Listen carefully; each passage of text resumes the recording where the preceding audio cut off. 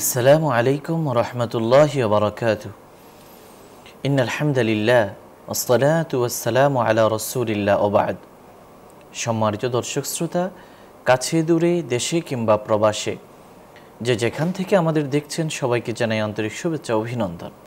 প্রিয় দর্শক শ্রোতা, প্রতিদিন সকালে ঠিক 6টায় ইসলামের বিভিন্ন গুরুত্বপূর্ণ বিষয় নিয়ে এই টিভি চ্যানেলে ধারাবাহিকভাবে ইসলাম বিষয়ক আলোচনা হয়ে থাকে। প্রতিবারই আমরা চেষ্টা করি কোনো নতুন অতিথি, নতুন কোনো ইসলামিক স্কলারকে নিয়ে আসার জন্য, যাতে করে আমরা তাদের গভীর জ্ঞানভাণ্ডার থেকে উপকৃত হতে পারি। সে ধারাবাহিকতায় আজও আমরা আমন্ত্রণ জানিয়েছি দেশখ্যাত একজন ইসলামিক স্কলারকে। আজ আমাদের সঙ্গে যোগ দিয়েছেন শেখ আরিফ উদ্দিন মারুফ, খতিব, সার্কিট হাউস, জামে মসজিদ, কাকরাইল, ঢাকা। আসসালামু আলাইকুম ওয়া রাহমাতুল্লাহি ওয়া বারাকাতুহু। ওয়ালাইকুম আসসালাম ওয়া রাহমাতুল্লাহি ওয়া বারাকাতুহু। মুহতারাম, কেমন আছেন? আলহামদুলিল্লাহ, আপনি ভালো আছেন? আলহামদুলিল্লাহ। প্রিয় দর্শক শ্রোতা, আজ আমরা যে বিষয়ে কথা বলবো সেটি হলো সূরা ইখলাস ও মুমিনের জীবনে এর প্রভাব। সূরা ইখলাস পবিত্র কোরআনুল কারীমের 112তম সূরা। এই সূরার মধ্যে 4টি আয়াত রয়েছে। এর মধ্যে শব্দ রয়েছে 58টি, অক্ষর রয়েছে, শব্দ রয়েছে 15টি এবং অক্ষর রয়েছে 58টি। এই সূরার আগের সূরা হলো সূরা লাহাব এবং এর পরের সূরা হলো সূরা আল ফালাক। এই সূরার নাম রাখা হয়েছে সূরা আল ইখলাস। যদিও এই নামটি বা এই শব্দটি এই সূরার ভেতরও নেই, তথাপি অর্থের দিক থেকে বিবেচনা করে এই নামটি রাখা হয়েছে। এই সূরা মুমিনের জীবনে রয়েছে সুদূর প্রসারী, প্রভাব বিস্তারকারী ভূমিকা পালনকারী একটি সূরা। এই সূরা আমাদের যাপিত জীবনের সঙ্গে ওতপ্রোতভাবে জড়িত। একজন মুমিনের ঈমান, বিশ্বাসের সঙ্গে জড়িত। আল্লাহর একত্ববাদ, তাওহীদের কথা এই সূরার মধ্যে বর্ণিত হয়েছে। আসুন আমরা এই সূরা সম্পর্কে বিস্তারিত জেনে নিই, পাশাপাশি মুমিনের জীবনে এর কি কি প্রভাব রয়েছে তা আমরা জানব আজকে আমাদের অতিথির কাছ থেকে। শুকরান, ধন্যবাদ। আলহামদুলিল্লাহ, আলহামদুলিল্লাহি রাব্বিল আলামিন, ওয়াসসালাতু ওয়াসসালামু আলা সাইয়্যিদিল আমবিয়াই ওয়াল মুরসালিন ওয়া আলা আলিহি ওয়া সাহবিহি আজমাইন, আম্মা বা'দ। আমরা শুরুতেই মহান রাব্বুল আলামিনের দরবারে শুকরিয়া এবং কৃতজ্ঞতা আদায় করছি যে মহান রাব্বুল আলামিন আমাদেরকে তৌফিক দান করেছেন কোরআনে কারীমের অন্যতম এবং উল্লেখযোগ্য একটি সূরা, বিশেষ করে বিষয়বস্তুর দিক থেকে আমরা সেই সূরাটির তাফসীর, মর্ম এবং আমাদের জীবনে তার প্রভাব সম্পর্কে আলোচনা করব ইনশাআল্লাহ। আমরা শুরুতেই আল্লাহ রাব্বুল আলামিনের দরবারে দোয়া করি, আল্লাহ তাআলা যেন আমাদের আজকের এই আলোচনা বলা এবং শোনা মেহেরবানি করে কবুল করে নেন, আমিন। প্রত্যেকটা সূরার সাথেই কয়েকটা বিষয় অত্যন্ত নিবিড়ভাবে সম্পর্কিত, সংশ্লিষ্ট। যেমন যে কোনো সূরার তাফসীরের আগে প্রথমে আমাদেরকে জানতে হয় সেই সূরার নাম সম্পর্কে, এবং এরপর আসবে যদি সেই সূরার কোনো শানে নুজুল থাকে, অবতরণের কোনো কারণ থাকে, প্রেক্ষাপট থাকে সেই সম্পর্কে। আর তৃতীয় নম্বরে আমরা ইনশাআল্লাহ আলোচনায় যাব সূরার মূল বিষয়বস্তু সম্পর্কে। আমাদের কাছে এই সূরার নাম আমরা সবাই জানি, এবং যেমন আপনিও বলেছেন সূরা ইখলাস।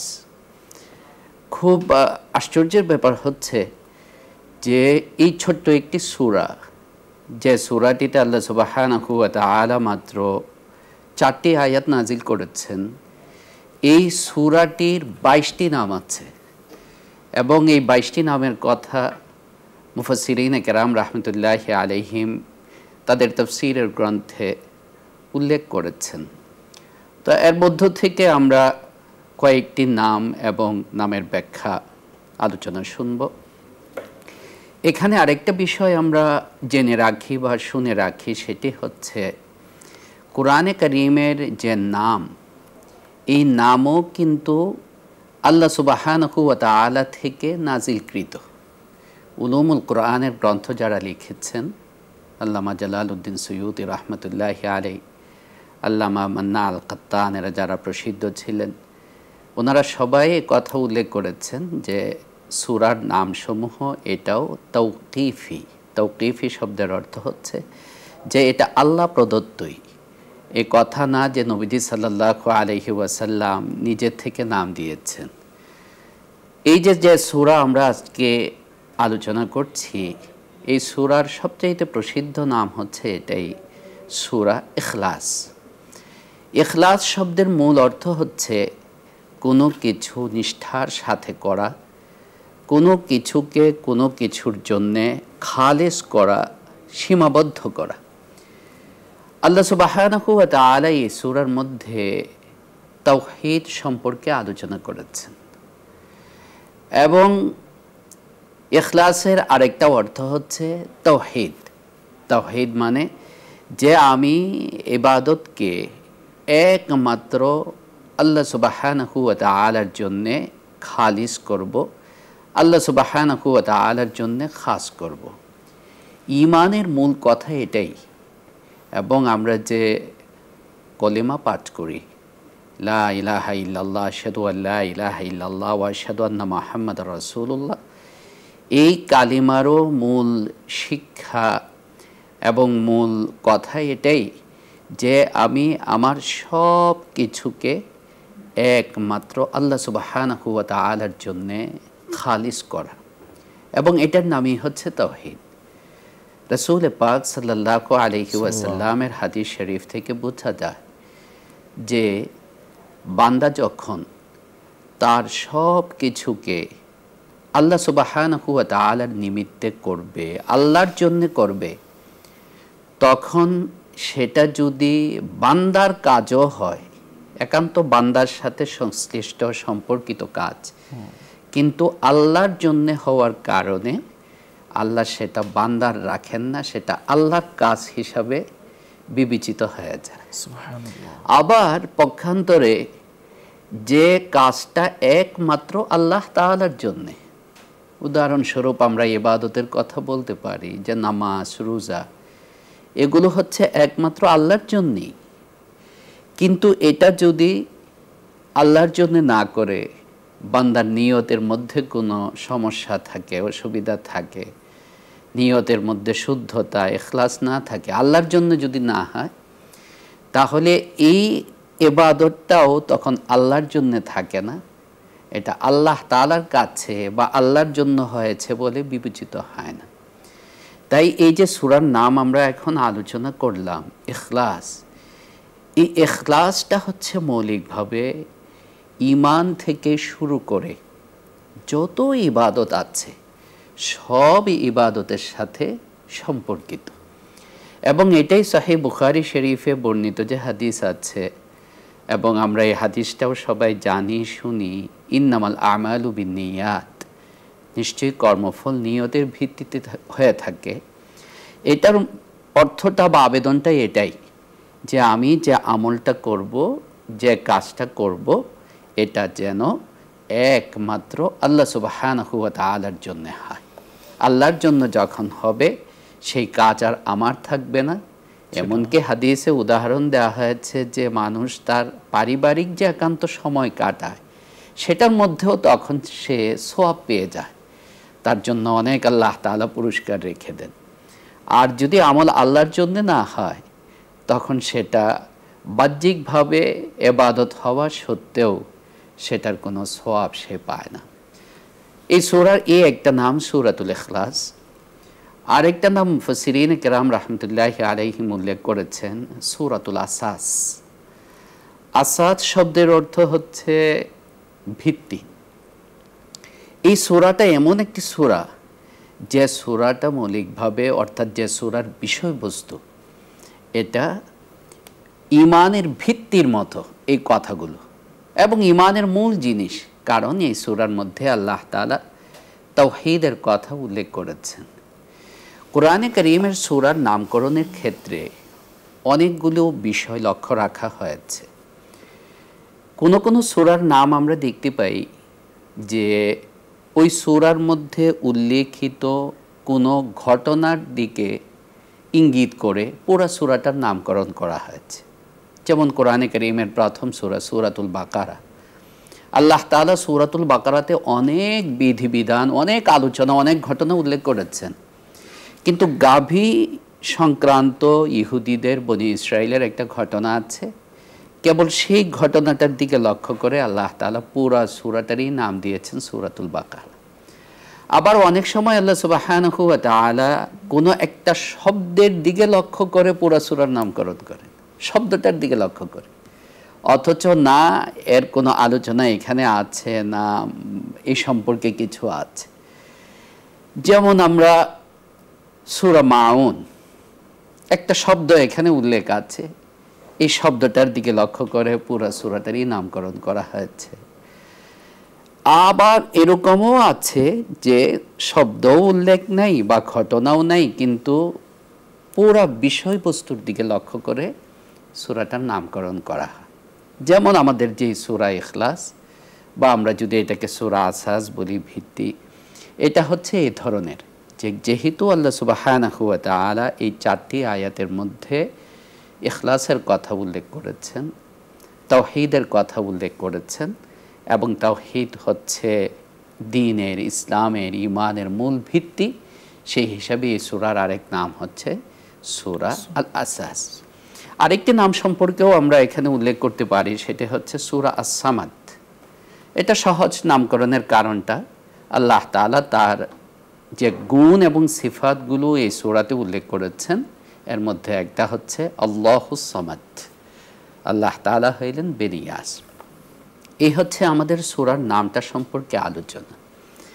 এবার আমরা দ্বিতীয় যে আলোচনা আমাদের এর শানে নুজুল এবং নাজিল হওয়ার বা অবতরণের প্রেক্ষাপট সম্পর্কে, এই সম্পর্কে মুফাসসিরিনে কেরাম রাহমাতুল্লাহি আলাইহিম, যাদের মধ্যে আল্লামা ইবনে কাসির রাহমাতুল্লাহি আলাইহি তার তাফসীরে ইবনে কাসিরে, আল্লামা ইবনুল জাওজি রাহমাতুল্লাহি আলাইহি তার জাদুল মাসিরে, আল্লামা কুরতুবী রাহমাতুল্লাহি আলাইহি তার জামি' আহকামিল কুরআন বা তাফসীরে কুরতুবীতে, আল্লামা জালালউদ্দিন সুয়ুতি রাহমাতুল্লাহি আলাইহি তার তাফসীর আদ-দুররুল মানসুরে, তারা সবাই উল্লেখ করেছেন হযরত উবাই ইবনে কাব রাদিয়াল্লাহু তাআলা আনহু থেকে বর্ণিত হাদিস, যে একবার কাফেররা এসে, মক্কার লোকেরা এসে নবীজি সাল্লাল্লাহু আলাইহি সাল্লামকে বলল যে হে মুহাম্মদ, এই প্রত্যেকেরই তো একটা বংশ পরিচয় আছে, উনসুব লানা রাব্বাক, তুমি তোমার রবের, প্রভুর বংশীয় বর্ণনা আমাদের কাছে দাও, তার বংশ পরিচয়টা কি? তখন আল্লাহ সুবহানাহু ওয়া তাআলা এই আয়াত নাজিল করেছেন এবং পরিষ্কার আল্লাহ তাআলা বলে দিয়েছেন যে তোমরা তোমাদের মতো যেভাবে চিন্তা করেছো, মানুষের যেভাবে, যে একজনের জন্ম থেকে আরেকজন এভাবে আসা, বাবা দাদা থেকে আসা, আল্লাহ তাআলার ক্ষেত্রে এই ধারণা ভুল। লাম ইয়ালিদ ওয়া লাম ইউলাদ, তিনি মানে তারও কোনো সন্তান নাই এবং তিনিও কারো থেকে জন্মগ্রহণ করেন নাই। এই হচ্ছে এই আয়াতের শানে নুজুল। এবার আমরা এই আয়াত, এই সূরাটার ফজিলত সম্পর্কে আমরা আলোচনা করতে পারি, কারণ কোরআনে কারীমের যতগুলো ফজিলতের সূরা এবং আয়াত আছে, এর মধ্যে অন্যতম হচ্ছে সূরা ইখলাস। সূরা ইখলাসের বা কুল হুয়াল্লাহু আহাদ, এই সূরার ফজিলত সম্পর্কে অনেক ফজিলত আছে। আপনাকে আশ্চর্য একটা কথা বলি যে আল্লামা ইবনে তাইমিয়া রাহমাতুল্লাহি আলাইহি একজন অনেক বড় ইসলামিক স্কলার ছিলেন, অনেক কিতাব লিখেছেন। তিনি কেবল এই কুল হুয়াল্লাহ সূরার তাফসীর 1000 পৃষ্ঠা লিখেছেন। 1000 পৃষ্ঠা কেবল এই 4টা কুল হুয়াল্লাহ সূরার তাফসীর। তো এতেই আমরা বুঝতে পারছি যে কত কথা এবং বিষয়বস্তু আল্লাহ তাআলা এই সূরার মধ্যে সন্নিবেশিত করেছেন বা উল্লেখ করেছেন। আমরা কেবল 3টা ফজিলত আজকে এই সূরার উল্লেখ করি। 1 নম্বর ফজিলত হচ্ছে যে হাদিস ইমাম বুখারী রাহমাতুল্লাহি আলাইহি তার সাহিহ বুখারীতে, ইমাম তিরমিজি রাহমাতুল্লাহি আলাইহি তার সুনানে তিরমিজিতে, এছাড়াও হাদিসের প্রসিদ্ধ গ্রন্থগুলোতে আছে যে আল্লাহ রাসূল সাল্লাল্লাহু আলাইহি ওয়াসাল্লাম একদিন সাহাবায়ে কেরামের কাছে বের হয়ে আসলেন এবং এসে বললেন যে এই আমি তোমাদেরকে আজকে কোরআনের 1/3 তেলাওয়াত করে শোনাবো। 1/3 মানে 10 পারা। সাহাবায়ে কেরাম আশ্চর্য হয়ে গেলেন যে 10 পারা 1/3 তেলাওয়াত করে আল্লাহ রসুল আমাদেরকে শোনাবেন, এত মানে এটা কীভাবে সম্ভব হবে? এরপর আল্লাহ রসুল সাল্লাল্লাহু আলাইহি ওয়াসাল্লাম বললেন, ওই সূরা কুল হুয়াল্লাহ শোনাইলেন, সূরা ইখলাস, এবং বললেন এই কথা যে ইন্নাহা লাতা'দিলু সুলুসাল কোরআন, এটা পুরা কোরআনে কারীমের 1/3। মুফাসসিরিন কিরাম রাহমাতুল্লাহি আলাইহিম এখানে আলোচনা করেছেন যে আল্লাহ রসুল সাল্লাল্লাহু আলাইহি ওয়াসাল্লাম যে সূরা ইখলাসকে কোরআনের 1/3 বলেছেন, এটা কি হিসাবে বলেছেন, এর ব্যাখ্যাটা কি? আমরা দুইটা ব্যাখ্যা এখানে উল্লেখ করছি। একটা ব্যাখ্যা হচ্ছে সওয়াবের দিক থেকে, অর্থাৎ কেউ যদি সূরা ইখলাস তিলাওয়াত করে তাহলে কোরআনের 1/3 তেলাওয়াত করার যে সওয়াব, সেই সওয়াব সে হাসিল করবে, লাভ করবে। সুবহানাল্লাহি ওয়া বিহামদিহি। আবার কেউ কথা বলেছেন যে এটা আল্লাহ রসুল সাল্লাল্লাহু আলাইহি ওয়াসাল্লাম বিষয়বস্তুর দিকে লক্ষ্য করে বলেছেন। কারণ মুফাসসিরিন কেরাম রাহমাতুল্লাহি আলাইহিম কোরআনে কারীমের বিষয়বস্তুকে 3টা ভাগে তারা বিন্যস্ত করেছে। কোরআনে কারীমের মূল আলোচনা বা মূল বিষয়বস্তু হচ্ছে 3টা। এর মধ্যে একটা হচ্ছে ঈমান বা তাওহীদ, 2 নম্বর হচ্ছে আহকাম, 3 নম্বর হচ্ছে কিসাস ও আখবার। কিসাস ও আখবার মানে হচ্ছে প্রাচীন যে সমস্ত গোষ্ঠী, কওম, জাতি যারা ছিল তাদের ইতিহাস, তাদের ঘটনা আল্লাহ তাআলা কোরআনের অনেকটা অংশে উল্লেখ করেছেন। আর আহকাম মানে হচ্ছে বিধিবিধান। আর 1ম নম্বর হচ্ছে তাওহীদ এবং ঈমান। যেহেতু কোরআনে কারীমের বিষয়বস্তুর দিকে লক্ষ্য করে 3টার কোরআনের যে মূল 3টা বিষয়, এই 3টা বিষয়ের একটা বিষয় তাওহীদ এবং ঈমান আল্লাহ তাআলা এই সূরার মধ্যে উল্লেখ করেছেন। তাই এই সূরাকে আল্লাহ রাসূল সাল্লাল্লাহু আলাইহি ওয়াসাল্লাম কোরআনের 1/3 সমতুল্য বলে উল্লেখ করেছেন। এখানে আমাদের সমাজে একটা বিভ্রান্তি আছে এই কথাটা সম্পর্কে বা এই হাদিসটা সম্পর্কে, সেটাও আমি ক্লিয়ার করতে চাচ্ছি, খোলাসা করতে চাচ্ছি। সেটা হচ্ছে যে যেহেতু সূরা ইখলাস কোরআনের 1/3, তাই কেউ যদি সূরা ইখলাসটা কুল হুয়াল্লাহু আহাদ এটা 3 বার তেলাওয়াত করে তাহলে কি সে 1 খতমের সওয়াব পেয়ে যাবে? এবং এটা বলা হয়ে থাকে। এবং আমার মনে আছে আমরাও তো ছোট সময় ওই হিসাবে ওই যে তারাবির নামাজ যখন পড়াতাম, তো শেষের দিন লাইলাতুল কদরে ওই যে যেদিন খতম করতাম সেদিন ওই নামাজের মধ্যেই কুল হুয়াল্লাহ সূরাটা আমরা 3 বার পড়তাম, এরপরে কুল আউযু বিরাব্বিল ফালাক পড়তাম। এই সম্পর্কে সঠিক সিদ্ধান্ত হচ্ছে যে না, এটা কোনো হাদিস বা সাহাবীদের কথা দ্বারা এটা প্রমাণিত না। আল্লাহ রাসূল সাল্লাল্লাহু আলাইহি ওয়াসাল্লাম শুধু এতটুকুই বলেছেন যে এটা হচ্ছে কোরআনে কারীমের 1/3 সমতুল্য। কিন্তু এর মানে এ কথা না যে কেউ যদি 3 বার পড়ে তাহলে সে পুরো কোরআনে কারীম খতম করার বা তিলাওয়াত করার সওয়াব সে লাভ করবে, এরকম কিছু না। এই হচ্ছে একটা ফজিলত। 2 নম্বর ফজিলত হচ্ছে যে হাদিসটি হযরত তাবারানী রাহমাতুল্লাহি আলাইহি তার মুআজামে আওসাতে এবং ইমাম আহমদ বিন হাম্বল রাহমাতুল্লাহি আলাইহি তার মুসনাদে আহমদে, ইমাম দারিমি রাহমাতুল্লাহি আলাইহি তার সুনানে দারিমিতে উল্লেখ করেছেন যে আল্লাহ রাসূল সাল্লাল্লাহু আলাইহি ওয়াসাল্লাম ইরশাদ করেন, বলেন মান কারাআ সূরাতুল ইখলাস 10 মাররাত বুনিয়া লাহু কসরুন ফিল জান্নাহ। যে ব্যক্তি এই সূরা ইখলাস বা কুল হুয়াল্লাহু আহাদ এটা 10 বার তিলাওয়াত করবে, পাঠ করবে, তার জন্যে আল্লাহ সুবহানাহু ওয়া তাআলা আখিরাতে জান্নাতে বিশেষ একটা প্রাসাদ নির্মাণ করবেন, তার জন্য বিশেষ একটা প্রাসাদ। দেখুন এত ছোট্ট একটি সূরা, মাত্র 4টি আয়াত। আমরা আসলে নিয়ত করলে, ইচ্ছা করলে সারা দিনে 24 ঘন্টায় 10 বার তেলাওয়াত করা সূরা ইখলাস, এ তো হাঁটতে হাঁটতে, গাড়িতে বসে, রিকশায় বসে, বাসে বসেই আমরা তেলাওয়াত করতে পারি।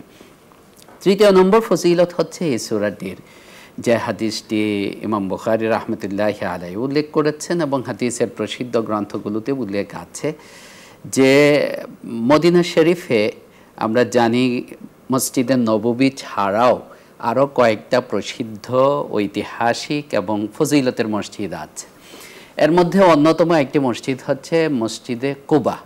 হাজী সাহেব যারা যান, উমরা করতে যারা যান, তারা মসজিদে কুবা জিয়ারত করেন। এবং আল্লাহ রসুল সাল্লাল্লাহু আলাইহি ওয়াসাল্লাম ফজিলত বলেছেন যে যে ব্যক্তি মসজিদে কুবাতে যে 2 রাকাত নামাজ আদায় করবে, এই 2 রাকাত নামাজ তাদিল উমরা, একটা উমরার সওয়াব সে লাভ করবে।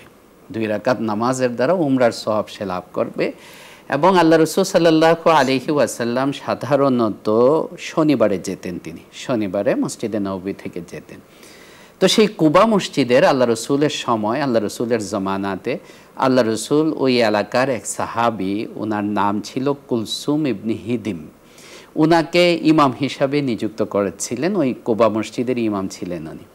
তো ইমাম সাহেবের একটা বিশেষ আচরণ প্রকাশ পেল মুসল্লিদের মধ্যে। সে আচরণটা হচ্ছে যে উনি যখনই নামাজ পড়ান, নামাজের মধ্যে অন্য সূরা তো উনি তেলাওয়াত করেন, সাথে কুল হুয়াল্লাহ সূরাও তেলাওয়াত করেন।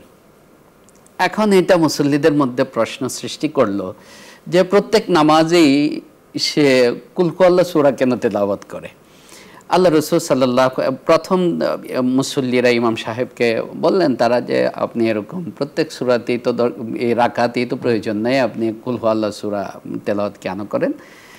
তো তাকে বলার পরেও মুসল্লিরা, উনি আরও রাগান্বিত হয়ে গেলেন এবং বললেন যে আমি এটাই করব, তোমাদের পছন্দ হইলে আমাকে ইমাম হিসাবে রাখো, না হলে আমি ছেড়ে দেব। তো যখন এই কথা উনি বলছেন, কিন্তু সবাই আবার ওনার তাকওয়া, পরহেজগারি, জ্ঞান, আমল ইত্যাদির প্রতি আবার সবাই ছিলেন, আপনার মুগ্ধ ছিলেন তারা।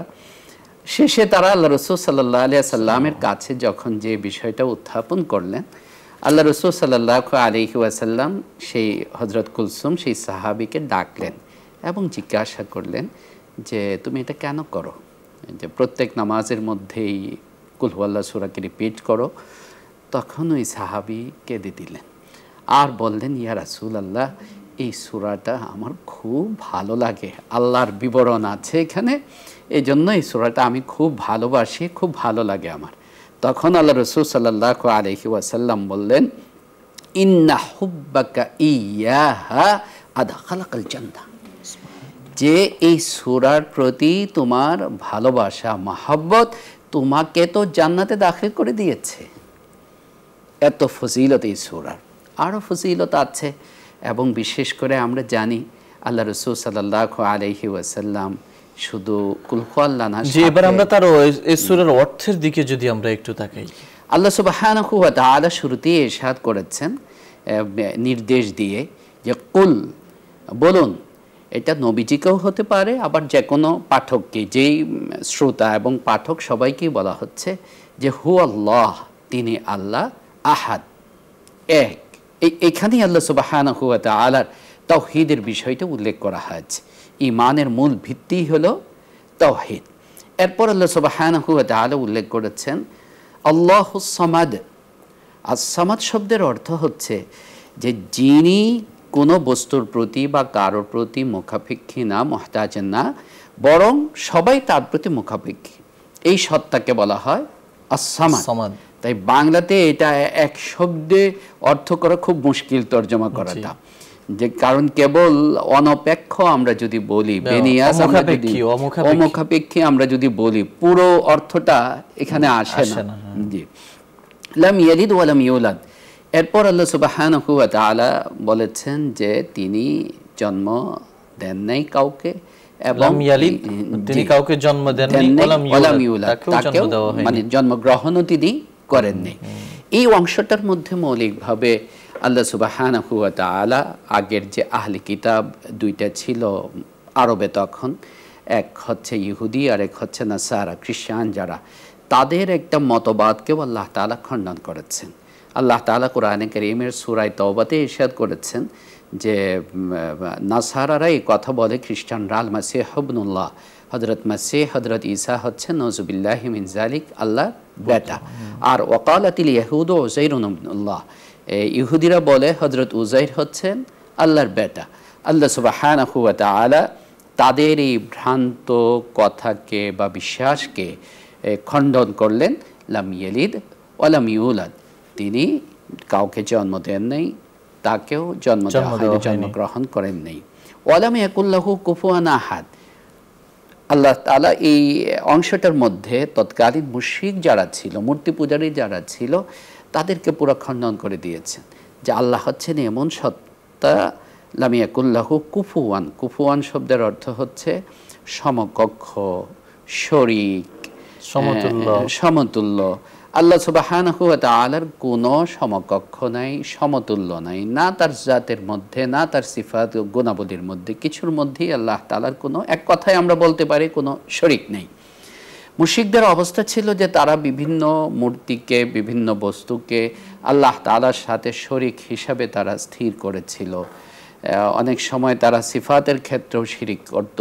আল্লাহ সুবহানাহু ওয়া তাআলা পরিষ্কার এই আয়াতের মধ্যে বলে দিলেন এই কথা যে না, আল্লাহ তাআলা শিরিক থেকে মুক্ত। তাহলে আমরা এই সূরার মধ্যে কেবল যে মানে ঈমানের দুইটা দিক, একটা দিক হচ্ছে তার ইতিবাচক, আর একটা দিক হচ্ছে তার নেতিবাচক। আল্লাহ সুবহানাহু ওয়া তাআলা এই দুইটা দিকেই এই সূরার মধ্যে উল্লেখ করেছেন। একদিকে আল্লাহ সুবহানাহু ওয়া তাআলার ওয়াহদানিয়াত, এক হওয়া, আল্লাহর একত্ববাদ, এটাকে আল্লাহ তাআলা সুপ্রমাণিত করেছেন। আবার সাথে সাথে কোনরূপ শরীক হওয়া, আল্লাহ সুবহানাহু ওয়া তাআলা শিরিক যেটা, সেটা থেকেও আল্লাহ তাআলার মুক্ততা এবং পবিত্রতা আল্লাহ তাআলা এই সূরার মধ্যে উল্লেখ করেছেন এবং প্রতিষ্ঠিত করেছেন। এই সূরা যেহেতু ঈমানের সাথে সম্পর্কিত, তাওহীদের সাথে সম্পর্কিত, তাওহীদের বিশ্বাসটা হচ্ছে এমন একটা বিশ্বাস যে বিশ্বাসটা একজন মানুষকে সার্বিকভাবে সুশৃঙ্খল করে তোলে। তাই মানব জীবনে এই যে সূরা ইখলাসের বিষয়বস্তু এবং সূরা ইখলাসের তেলাওয়াতেরও প্রভাব আমরা এ থেকেই বুঝতে পারি যে যেহেতু এই সূরার যে বিষয়বস্তু তাওহীদ, ঈমান, তো ঈমানের যে প্রভাব, এই পুরা প্রভাবটা, তাওহীদের যে প্রভাব, এটা সূরা ইখলাসের মধ্যে আল্লাহ সুবহানাহু ওয়া তাআলা রেখেছেন। অন্য আয়াতে 17 নম্বর পারা সূরাতুল আম্বিয়াতে আল্লাহ তাআলা ইরশাদ করেছেন, লাউ কানা ফীহিমা আলিহাতুন ইল্লাল্লাহু লাফাসাদাতা, যদি তাওহীদ না হতো, ওয়াহিদ লা শারীকা লা, আল্লাহ এক, তার সাথে কেউ শরীক নেই, এ ধরনের যদি না হতো তাহলে কি হইতো? লাফাসাদাতা, আসমান জমিনের মধ্যে একটা ফাসাদ, একটা বিপর্যয়, একটা বিশৃঙ্খলা শুরু হয়ে যেত। এই আয়াত থেকে আমরা বুঝতে পারছি এ কথা যে তাওহীদের বিশ্বাসটা একজন মানুষের জীবনের মধ্যে বা মুমিনের জীবনের মধ্যে সবচেয়ে প্রভাব বিস্তারকারী বস্তু এটাই, এবং তার জীবনে শৃঙ্খলা নিয়ে আসবে। সূরায়ে আপনার মুমিনুন 18 নম্বর পারা, সেখানেও আল্লাহ তাআলা বলেছেন যে অন্য কোনো ইলাহ যদি থাকতো তাহলে কি ইযাল লাযাহাবা কুল্লু ইলাহিম বিমা খালাকা ওয়ালা আলা বাদহুম আলা বাদ, ঠিক একই কথা যে একটা সংঘর্ষ সৃষ্টি হতো বহু ইলাহের মধ্যে, একটা বিশৃঙ্খলা সৃষ্টি হতো। তাই তাওহীদের যে বিশ্বাসটা পৃথিবীর সূচনা থেকে অদ্যাবধি যে শৃঙ্খলা বিধান, সেটা ধরে রাখার দ্বারাও বোঝা যায় যে এখানে একজন ইলাহি এখানে সক্রিয়। শুকরিয়া মোহতারাম, আপনি আমাদের বলছিলেন সূরা ইখলাস সম্পর্কে। সর্বশেষ যদি আমরা আপনার কাছে ছোট্ট একটি বিষয় আমরা জানতে চাই, যে যেমনটা আপনি বললেন যে সূরা ইখলাস ঈমানের অন্যতম দাবিগুলো এখানে পূরণ করেছে, তো সেক্ষেত্রে একজন মুমিন মুসলমান যিনি কোরআন পড়তে জানেন না বা কোরআনের অর্থ যিনি জানেন না, তার জন্য কি কোরআনের এই সূরার উপর বিশ্বাস রাখা বা এটা জানা জরুরি? তা তো অবশ্যই সে জানবে, এবং এটা তো সামান্য দাবি, জি, এবং এটা চেষ্টা করলেই একজন পারবে। অর্থাৎ আমরা এই সূরাগুলো ছোট ছোট, এগুলো আমরা অনেক সময় অবহেলা করি বা এটা শিখতে চাই না, কিন্তু এর অর্থ যে আমার জীবনে কতটা প্রভাব বিস্তারকারী সেটা আমাদের শেখা উচিত। শুকরিয়া মোহতারাম, আপনি আমাদের বলছিলেন সূরা ইখলাস ও মুমিনের জীবনে এর প্রভাব সম্পর্কে। সূরা ইখলাস পবিত্র কোরআনের 112তম সূরা। এই সূরায় সুশৃঙ্খল জীবন, আল্লাহর একত্ববাদের কথা, পৃথিবীতে একক অদ্বিতীয় আল্লাহর কথা বর্ণিত হয়েছে। পাশাপাশি তিনি কারো প্রতি মুখাপেক্ষী নন, সবাই তার প্রতি মুখাপেক্ষী, সেটা বর্ণিত হয়েছে। আল্লাহ কাউকে জন্ম দেননি, কেউ তার কাছ থেকে জন্মগ্রহণ করেনি, তাকেও কেউ জন্ম দেয়নি, এবং আল্লাহর কোনো শরিক নেই, তার কোনো সমকক্ষ নেই, সমতুল্য নেই, তার কোনো উপমা নেই, এবং তার সদৃশ্য পৃথিবীতে আর কেউ নেই।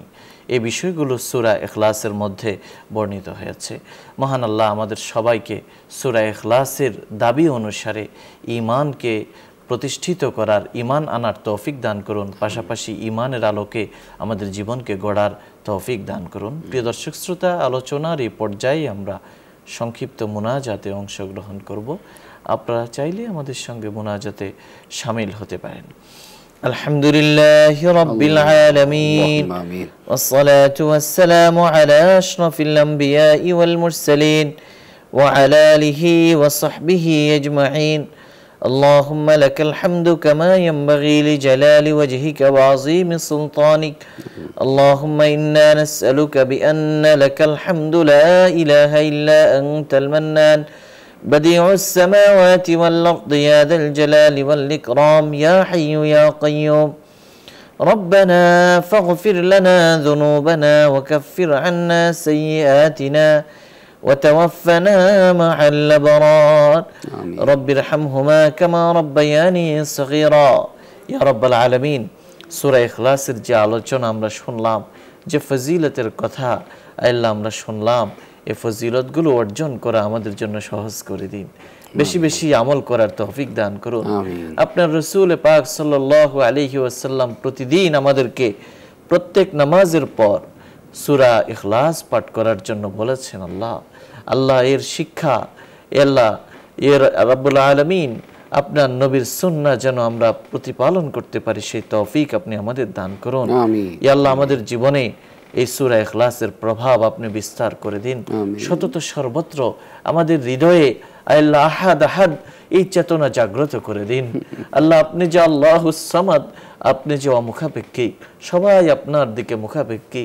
আল্লাহ, এই মুখাপেক্ষিতাটা যেন আমরা আমাদের অন্তরের মধ্যে প্রতিষ্ঠিত করতে পারি, সেই তৌফিক দান করুন। আজকে সারা পৃথিবীর মানুষগুলো আল্লাহ নিজেদের অক্ষমতার কথা, সীমাবদ্ধতার কথা জড় পদার্থের কাছে, আল্লাহ সৃষ্টি জগতের কাছে, মাখলুকের কাছে বলতে শুরু করেছে। আল্লাহ, অথচ আপনার হাতে সর্বময় ক্ষমতা, সাহায্যকারী একমাত্র আপনি, আল্লাহ আশ্রয়স্থল একমাত্র আপনি। আপনি আমাদের সাহায্য করুন, আমাদের বিপদ আপদ দূর করুন, বালা মুসিবত দূর করুন, আমাদের স্বপ্নগুলো বাস্তবায়িত করে দিন, আমাদের হৃদয়কে ইসলামের জন্য অবমুক্ত করে দিন, আমাদের অতীত থেকে ভবিষ্যৎকে ভালো করে দিন। আল্লাহ, সোনালী সুদিন, স্বপ্নীল পৃথিবী, আল্লাহ স্বপ্নীল ভবিষ্যৎ আপনি আমাদের দান করুন। আমাদেরকে হায়াতে তাইয়্যিবা তাওয়িলা নসিব করুন। আল্লাহ, আমাদের দুনিয়ার জীবন থেকে আখিরাতের জীবনকে আরো সমৃদ্ধ করে দিন, পরকালের বাদশাহী জীবন দান করুন। আল্লাহ, আমাদেরকে ঋণ মুক্ত, সুদ মুক্ত, গুনাহ মুক্ত, অভাব মুক্ত জীবন দান করুন। ইয়া রাব্বাল আলামিন, পরকালের জন্য পাথেয় সঞ্চয় করার তৌফিক দান করুন। বারবার আপনার ঘর জিয়ারত করার তৌফিক দান করুন। আমাদের মা বাবা, দাদা দাদি, নানা নানি, শ্বশুর শাশুড়ি, আল্লাহ আপনজন প্রিয়জন যারা অন্ধকার কবরে শায়িত আছে, তাদের কবরের আযাব আপনি মাফ করে দিন। যারা জীবিত আছেন তাদেরকে নেক হায়াত দান করুন। আল্লাহ, আমরা স্মরণ করছি আমাদের মা বাবা, আমাদের আসাতিদায়ে কেরামের কথা, যারা তাওহীদের শিক্ষা আমাদের দিয়েছেন। আল্লাহ একত্ববাদের দীক্ষা আমাদের দিয়েছেন। আল্লাহ, আসমানের সঙ্গে আমাদের সম্পৃক্ত করেছেন। আল্লাহ, আমরা যেন পরবর্তী প্রজন্মকেও এই শিক্ষায় শিক্ষিত করতে পারি, দ্বীনের এই আমানত যেন পৌঁছে দিতে পারি, সেই তৌফিক দান করুন।